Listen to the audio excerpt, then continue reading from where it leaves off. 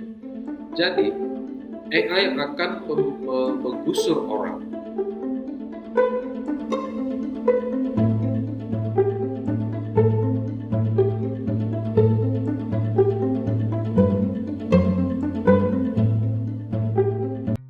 Oke, selamat siang. Hari ini kita bicara tentang pasti hal-hal yang sudah banyak teman-teman tahu bahwa terjadi di sekitar kita. Kalau misalnya memang banyak tuh kekhawatiran tentang bagaimana teknologi yang ada sekarang ini bisa membuat pekerjaan-pekerjaan dari kita semua ini bakalan diambil alih oleh teknologi. Bahkan misalnya salah satunya kita sebut AI, dan itu juga bisa membuat lapangan pekerjaan yang ada itu akan semakin sedikit, semakin sempit. Dan ada juga variabel-variabel yang bilang dari berbagai sisi elemen di masyarakat, kalau misalnya itu teknologi yang terlalu canggih, yang terlalu bisa sangat masuk ke dalam kehidupan manusia, itu sebagai salah satu tanda-tanda akhir zaman. Oke, kita diskusi aja lebih lanjut ya. Kalau gue di sini sebenarnya mau share tentang bagaimana sudut pandang gue terhadap teknologi yang ada, ya. Karena sebagai salah satu pelaku komunikasi, kemudian kebetulan saat ini bergerak di bidang digital communication, jadi hal-hal kayak gini tuh kayaknya seru kalau kita diskusikan lebih lanjut dan kita ngobrolin bisa lebih matang lah nanti ininya, ya, ujungnya seperti apa. Kalau misalnya dibilang teknologi yang terlalu canggih itu menjadi tanda-tanda akhir zaman, gua secara pribadi bisa ngambil dua sisi, ya. Kalau dari sisi agama itu berpulang kepada kepercayaan masing-masing orang sih sebenarnya, ya, bahwa mereka itu dilihat dari sisi agamanya mereka itu ada kadar-kadar tertentu yang sebenarnya punya batasan-batasan, gitu ya. Jadi gua kalau ambil dari sisi agama rasanya terlalu sensitif kalau kita mau diskusi sampai sejauh itu, gitu ya. Tapi gue akan diskusi sesuai dengan bidang yang gue tahu aja gitu ya. Jadi kalau dari sisi bidang komunikasi, ya digital marketing seperti itu, kalau misalnya dibilang teknologi yang terlalu canggih dan invasinya itu sudah sampai ke pori-pori kehidupan masyarakat, itu gue rasa bisa ya bisa tidak. Karena teknologi itu ada khusus diciptakan itu pasti untuk buat kehidupan manusia itu lebih mudah. Tapi kalau misalnya juga manusia yang menggunakan teknologi itu juga tidak bisa mengantisipasi, tidak bisa mengejar ketertinggalan gitu, itu bakalan kegusur seperti itu ya. Tapi kalau apakah dari sisi manusia atau dari sisi kehidupan sosial itu teknologi yang ya terlalu canggih itu akan menjadi tanda-tanda keakhiran zaman? Menurut gua itu berpulang kepada bagaimana kita sebagai manusia yang menggunakan teknologi itu menyikapi, mempunyai batasan dan bisa menggunakannya tanpa lewat dari keharusan. Misalnya begini, kalau misalnya kita punya teknologi yang ada di kehidupan kita sehari-hari, let's say smartphone yang ada di tangan teman-teman semua, gitu ya. Smartphone sekarang udah canggih banget, ya. kita pasti lebih panik kalau misalnya keluar rumah terus handphone ketinggalan daripada dompet ketinggalan. Kalau zaman dulu tuh enggak. Zaman dulu tuh dompet ketinggalan tuh orang langsung panik gitu ya. Nggak bawa KTP, nggak bawa SIM gitu ya. Sekarang sih mungkin masih juga akan sedikit panik, tapi tidak sepanik kalau misalnya handphone itu ketinggalan.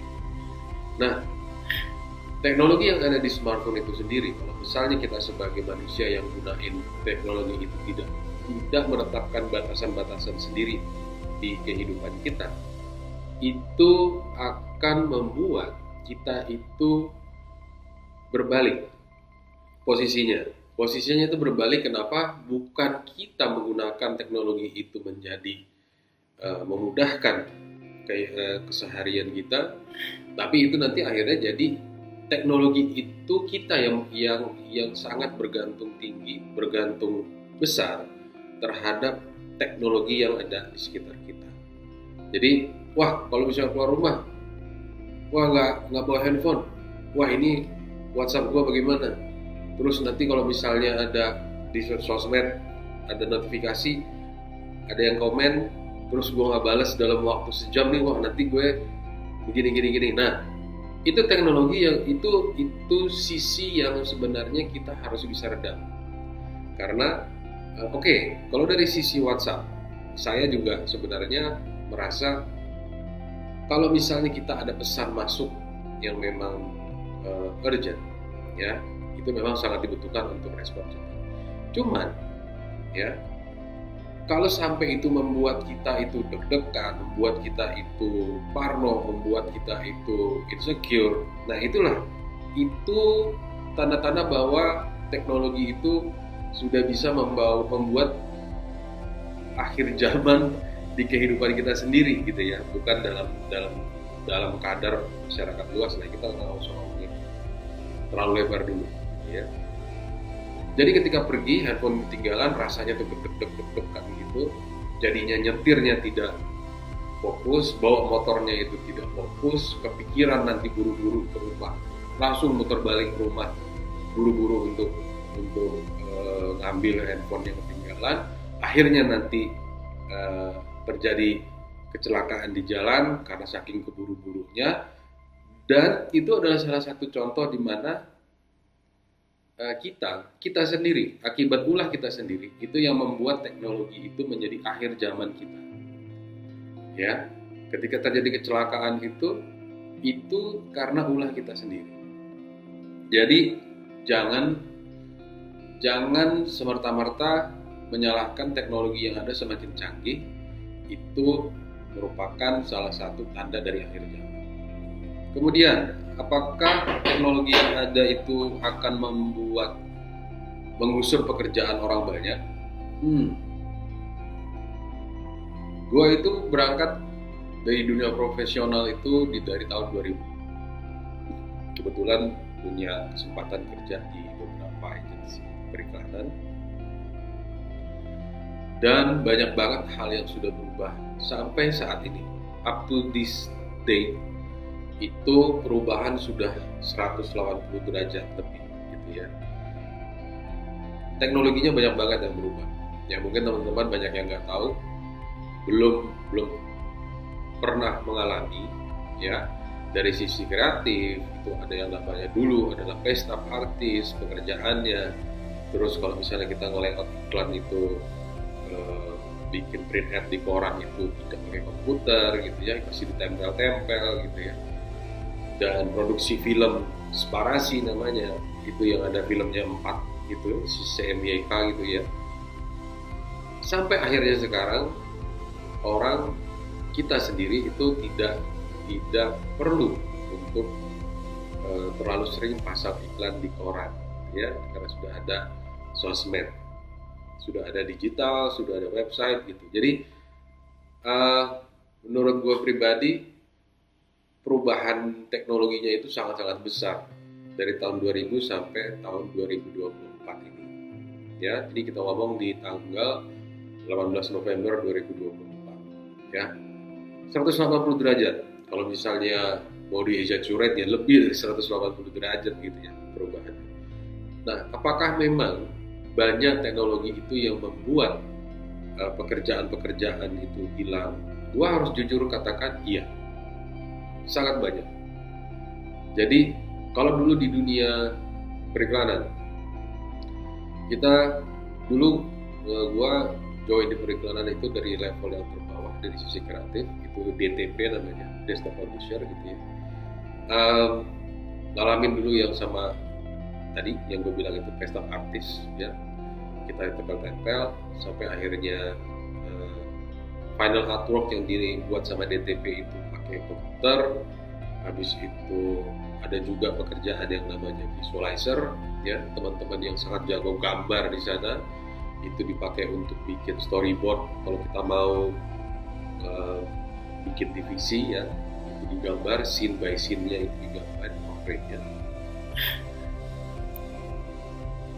Dan pekerjaan-pekerjaan itu makin lama makin digusur oleh teknologi yang ada, dengan menawarkan kemudahan-kemudahan yang dibawa teknologi itu, sampai akhirnya kemudahan dan kecepatan yang dibawa sebagai benefit dari menggunakan teknologi. Contohnya seperti ini.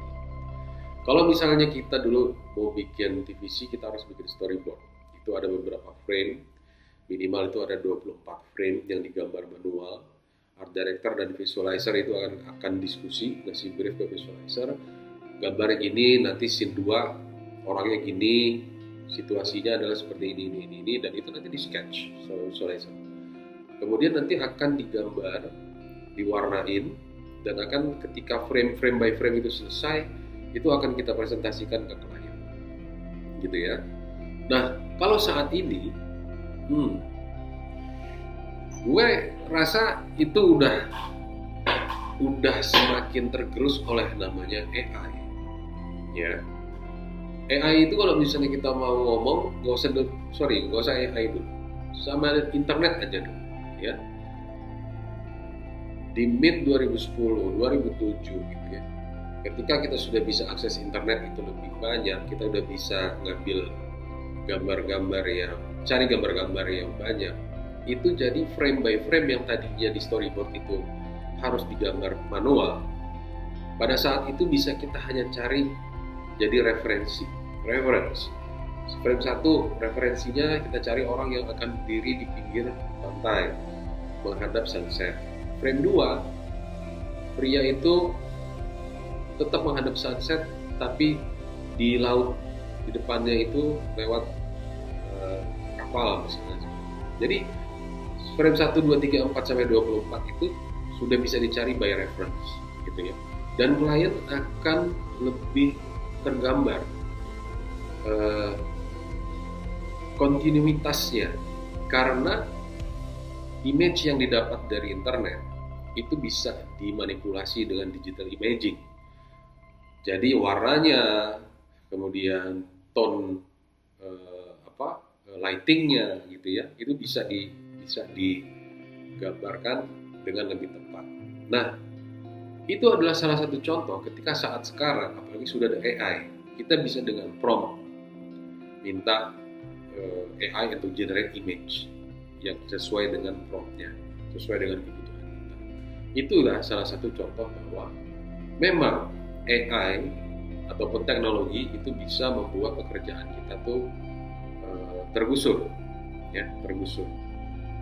Yang tidak kalah penting adalah buat teman-teman semua, ketika kita ada teknologi itu, gue selalu bilang kepada teman-teman di sekitar gue, setiap ada teknologi baru itu kita tidak hanya jadi partisipan ataupun jadi user gitu ya. Kita jangan menjadi user aja. Kalau bisa kita bisa menjadi orang the behind-nya dalam menggunakannya. Let's say AI. Ketika sudah ada AI dengan segala kecanggihan yang dimiliki oleh AI, kita harus tahu bagaimana prompt yang sesuai untuk AI itu sendiri. Karena tidak bisa teknologi itu berjalan dengan baik kalau misalnya tidak punya man behind the technology yang menggunakannya dengan baik juga. Gitu. Jadi AI akan menggusur orang yang pekerjaan-pekerjaan orang yang tidak tahu bagaimana cara menggunakan AI. Sesimpel itu. AI akan mengambil pekerjaan orang lain di luar sana, khususnya orang-orang yang tidak tahu bagaimana cara menggunakan AI. Jadi ketika kita ada di satu industri, kemudian industri kita itu menggunakan AI, bagus banget kalau misalnya kita langsung beradaptasi. Bahkan kalau bisa kita ikut berevolusi sebagai individu, sebagai orang, sebagai profesional. Kita ikut berevolusi untuk bisa menggunakan teknologi yang terbaru tersebut. Jadi semakin umur kita bertambah, semakin pengalaman kita banyak, tapi skill kita juga akan bertambah, akan enrichment di dalam capability kita di industri yang kita geluti. Salah satu kuncinya itu adalah kalau misalnya AI akan mengambil pekerjaan kita semua, gua akan bilang AI tidak akan mengambil atau menggusur pekerjaan kita, tapi AI akan menggusur pekerjaan orang-orang yang tidak tahu cara menggunakan AI, gitu, ya. Nah, dari situ gua rasa mungkin ini jadi starter ya, kalau misalnya kita bisa untuk starting untuk diskusi ya, bagaimana teknologi itu manfaatnya bisa membawa kemudahan, tapi juga bisa membawa kemudaratan, istilahnya gitulah ya. Oke, let me know what you think di kolom komen, nanti kita bisa diskusi di sana. Oke, bye.